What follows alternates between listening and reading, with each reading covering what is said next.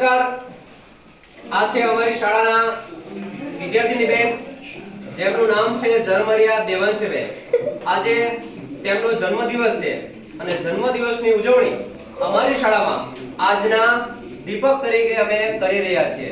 ખરેખર અમારી શાળાના દીપક છે ત્યારે મારે આ દેવાંશીબેનને જન્મદિવસની વિશ કર્યું હોય તો કઈ રીતે કરવું? તો કંઈક નવા અદ્યતન પ્રભાવ સાથે એમની પાસે એક સરસ મજાનું તમે જોઈ શકો છો ઇન્સ્ટ્રુમેન્ટ છે, એના તરત આપણે એમને હેપી બર્થડે કહીશું. તો જોઈએ આપણે.